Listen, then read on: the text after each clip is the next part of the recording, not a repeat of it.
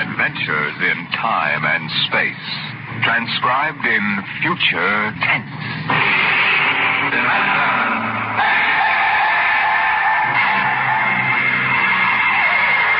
On stage tonight, Dimension X.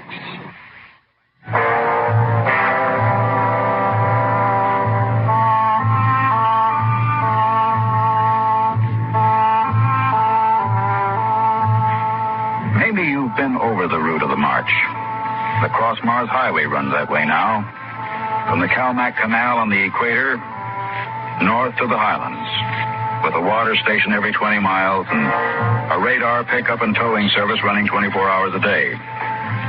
But there wasn't any highway 30 years ago in 97. There was desert. Hot, burning desert. Sand shifting and blowing, piling up around the empty shells of the ruined cities, ancient when man on Earth was living in caves. I lived at the edge of the Calmac Canal then with my father. He was a prospector, searching the surrounding desert with sonar probe and Geiger counter, scratching just enough ore from under the Martian sands to pay for our grub stake the next year. I remember he was in the Adamson digger in the North Quadrant when I came running out that day. Dad! There's somebody coming, Dad, across the desert. You sure? I saw them. They're a couple of miles out. How many cars? They're on foot. On foot across the desert? Honest, Dad, I saw them. You sure it wasn't a light reflection off the canal? No, it was dark against the sand. I don't like that. You run back and get the rifles out. I've got to pull the digger into the shed. Is it going to be fighting, Dad? I don't know. Got a whole year's ore piled out back in the bins. Ain't gonna lose it to no claim jumpers. You get back to the shack and break out those rifles. See that they're loaded, you hear? And jump.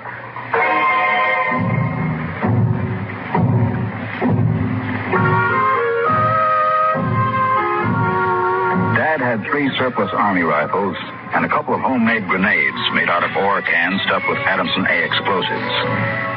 We crouched inside the shack waiting. The shadow of the water tower in the doorway grew longer as the quick Martian dusk settled down over the desert. There they come, Al. There's 2 of them. There's something funny about that second one. Look, he's all spindly, and his head's funny. Yeah, his head's funny, all right. Now, that's a Martian. I never saw one off the reservation before. There hasn't been one, not in 10 years. I don't like this. Here they come, into the door. Now, you remember what I told you. Line up the sights and just squeeze the trigger. Hello! Hello there! Now, Dad? Hello! Wait a minute. What do you want? Water! What are you going to do, Dad? Where do you come from? Walswell. Hey, you're lying. That's 100 miles across the desert. I know. That's where I came from. My tank is empty. I need water. Well, drop your gear and come up here slow. Tell that Martian to stay where he is.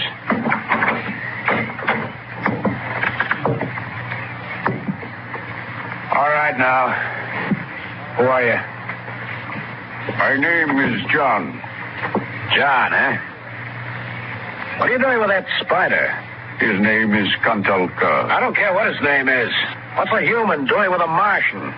I found him in the dry bed of Calmac Canal, nearly dead of thirst. Probably ran off from the reservation. When our brothers are caged, they seek freedom. Brothers?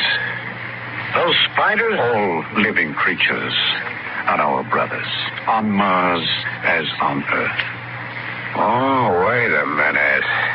Bert Alstrom at False Wells told me there was a screwball hedge preacher over there hollering about letting the spiders loose off the reservations. Let no man call his life his own. No man or tribe nor nation. I guess that's you, all right. Yeah, Bert told me they called you Crazy John. Oh, well, I don't suppose there's any harm in you. Go on, fill up your tank at the air still. You can even have supper with us. We would be happy to. We? What do you mean, we?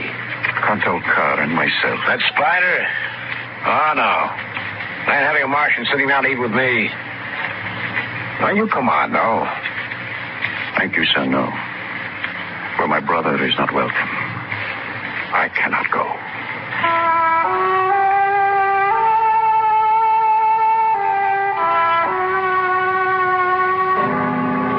The old man filled his tank at the air still tower, and the Martian went through the ash pile for half-burned fuel brick.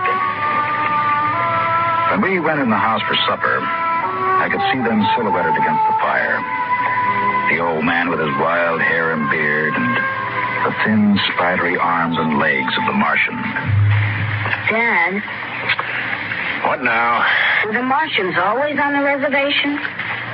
Since the Outpost 3 massacre, they have been.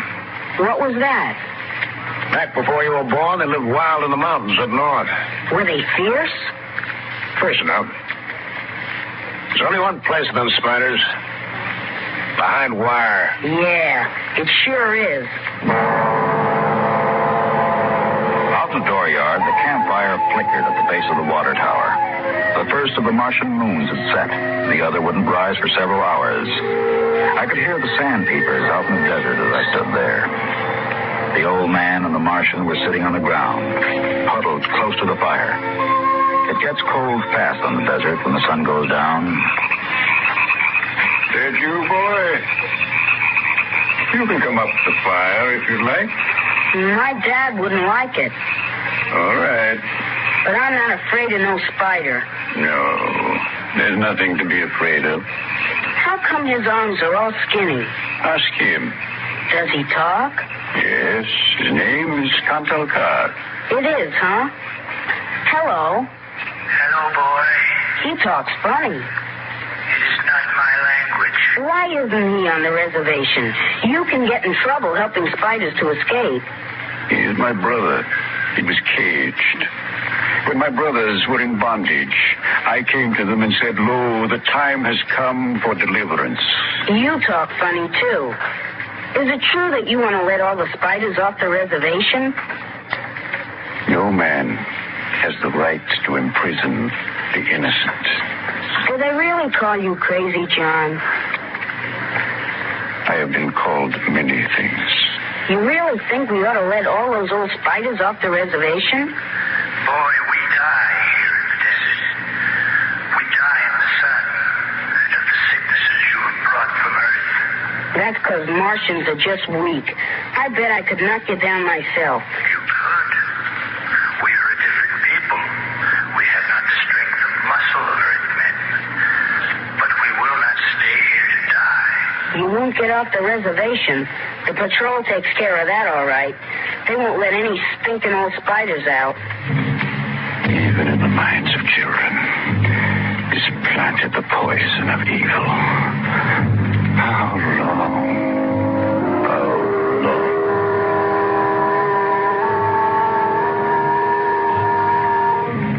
That night through the window, I could see the flicker of the old man's campfire. He was walking up and down now, shouting, singing hymns, verse after verse, his white beard catching the light as he passed behind the fire. The Martian sat slumped over, his thin, spindly arms folded across the huge barrel chest that had developed over the centuries as the air of Mars thinned and escaped into space. In the morning, I looked out, and they were gone.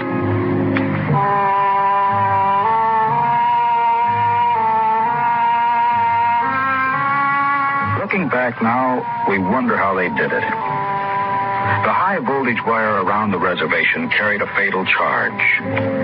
The patrolmen in the tower had 50-caliber machine guns. The desert around the camp was mined heavily. And yet, at dawn, August 7th, 1997, they broke out. I was down at the dried-up canal bed hunting sandpeepers when my father came running after me. Al! Here I am. Come on, back to the house. What's the matter, Dad? Now shut up and run. What is it? Spiders busted loose. Bert Ostrom radioed in. They coming here? They're headed this way, murdering devils. Did they kill anybody? Six patrolmen when they busted through the wire. I get inside. What are you going to do, Dad? Wire a keg of Adamson A across the gate. You get in there, get the guns out. I got the rifles and shoved a full clip in each one. Then I slipped a primer fuse and homemade grenades and lugged them out on the porch. Dad was running lead wires back to the detonator from a half keg of Adamson A he'd set across the gate. That's set. Give me one of those rifles. Will they be here soon? You can see the dust over the rise. There they are, Dad. There they come. Now, wait a minute. Hold up. I want to get a good shot. Let them get closer. Dad, that's Crazy John up in front. There. He's taller than the spiders. You can see his beard. Yeah, you're right. The renegade rat. Probably helped him break out of the reservation. Now, listen, Al. If anything happens to me, you light out back to the shed. And hide out in the empty ore bins till they go away. You got that? All right, Dad. The spider's shouting something, Dad. That's probably a trick. Get down a little, Al. You're in the way. Yeah, I got him clear now. Right in the head. No, up a little now. I got him. Dad, look out. They've got guns. Get down. Dad. Get out, Al. Get out to the shed. But, Dad, you're hit. Go on. Those spiders are going to rush. Get going. I can't leave you. Shut up. Get out of here. You hear? Get out there.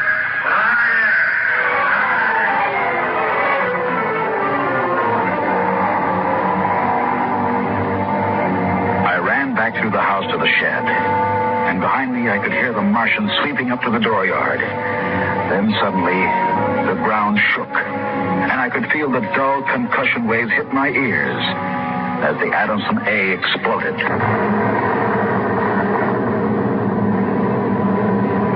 I could hear the high whispered screams of the Martians and the rattle of fragments on the metal roof of the shed. I dived into the empty ore bin and slammed the hatch almost shut. I crouched there watching the thin edge of light that filtered through, listening to the brittle tramping of Martian feet on the board floor of our house. The shooting had stopped, and the shouts had died away. I sat there waiting. And then suddenly a shadow fell across the edge of light, and the hatch slid open on top of me. You leave me alone. I'll kill you. Boy, I've been looking for you. Where's my dad? What did you do to my dad? He's dead. You killed him. You and those spiders. You killed my father. Come out of there, boy. You let go of me, you murderer. Come on out. I'll kill you. I'll kill all those stinking murdering spiders. They are our brothers, boy. Your father shot without warning, and the fire was returned against my orders. You did not have to shoot. Our brothers came in peace. They're going home to their mountains. We came to get water for the journey. You mean you just wanted water? You... Dad. Dad. We'll be following us soon. We must go. The boy? We'll have to leave him here with water and supplies. No, the Earth Patrol would question him. We need the time. He goes with us. He can't. It's straight across the desert to the mountains. He'll die. John, since the Earthmen came to Mars, the Highlanders have died like the grass in the hot sun. We are going home. One life cannot stop us.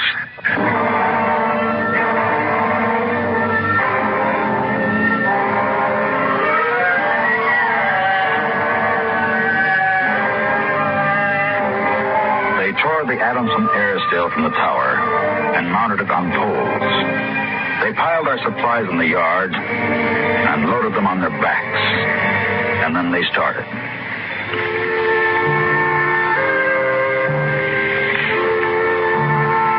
I marched with the old man at the head, and the column stretched out behind us on the desert. Women, children, the sick and the dying, some showing the signs of the diseases that were trivial to the Earthmen, but deadly to the Martians. Chickenpox, German measles, and the bronchial infections that raced through the vast areas of Martian lungs, eating away the tissue till death came in a last spasm of coughing. I turned to look back at our house, but the sun was behind it, blinding red. And the old man pulled me around as he marched, his eyes fixed on the horizon where far to the north rose the cool mountains that were the ancient home of the Highlanders.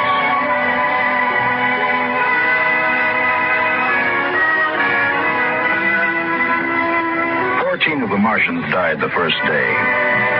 They dropped to the side of the column when they could go no further and died. The march went on. The sun burned down in the day. The air shimmered with the heat. And at night, under the cold racing light of the twin moons, the winds cut at tattered clothing and scattered the feeble fires that dotted the campsites. On the fifth day, we swung wide to avoid a mining settlement, but not wide enough. They were in ambush behind a pile of rocks.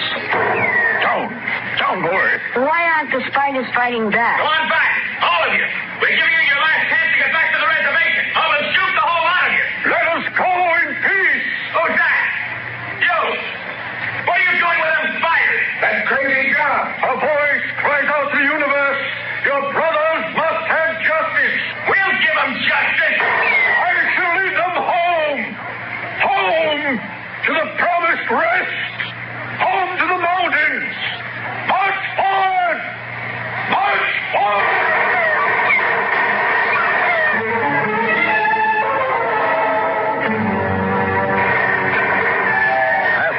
They marched, and the Earthmen fired as fast as they could reload.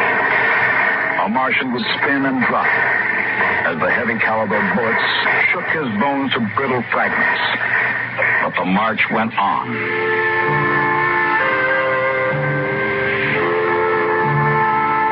We wound across the desert in wild zigzags, following the paths the old man had traveled through the years. Only once a patrol plane hovered on the horizon and then shot away. The days went on, the weeks, and the Martians died. They died of exhaustion. They died of the disease we had given them. And they died of thirst. The Adamson still could produce 27 units of water an hour, no more. And on that, they died of thirst. Yeah, boy. Here's your water. That's more than the others got. Take. You're giving me your water. It will be provided to me. He that brings justice to his brothers will drink deep of the water of righteousness. He that leads his brothers to their promised rest will savor the cool draughts of the mercy of heaven. Here. Drink your water, boy.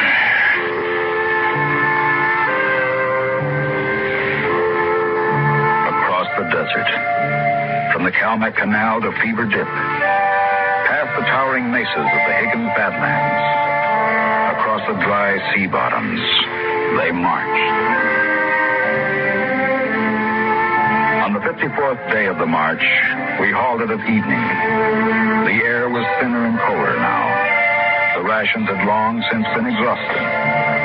And around the campfires, they cooked the hard, bitter kernels of the dogbush nut that grew on spiny stalks like earth cactus. I lay down to sleep wrapped in the old man's coat. Early in the morning, before sunrise, I woke suddenly. The ground mist that had covered the desert the night before was lifting slowly.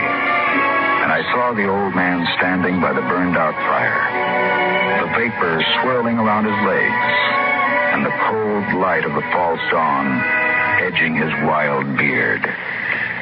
Go back to sleep, boy. I can't. The end is near. I've led them through the wilderness, dry shod across the seas. And before us lie the mountains. It's over. We're there. I've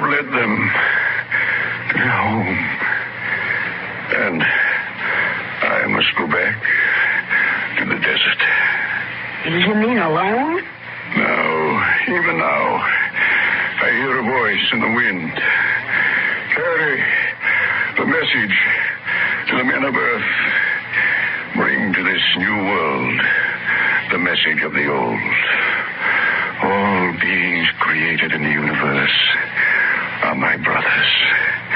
And he that harms my brother harms me. Goodbye, boy. You'll be safe now.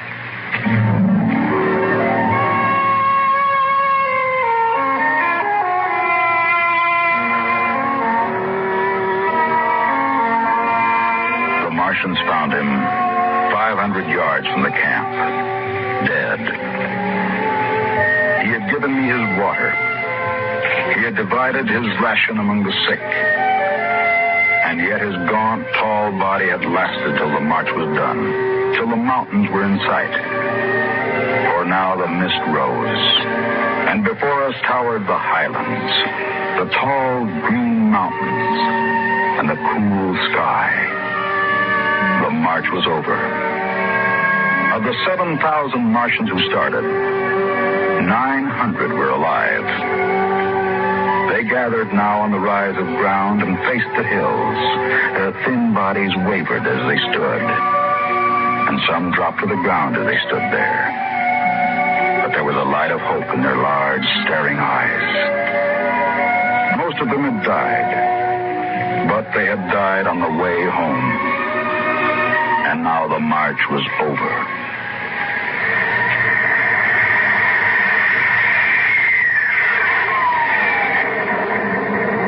Patrol planes were spotted on the horizon, and within 10 minutes, they had landed. The Martians stood silently as the squads piled out and set up the 50 caliber machine guns and petroleum gel flamethrower. All right, you spiders, hands up and stay together. Gather in a bunch and don't try anything. Sergeant. Yes, sir. Shoot the first spider that moves and shoot to kill. All right, come on. Where's the boy? There was a boy reported. Here I am. You all right, kid? They didn't hurt you? No, I'm all right. John gave me his water ration. The leader, eh?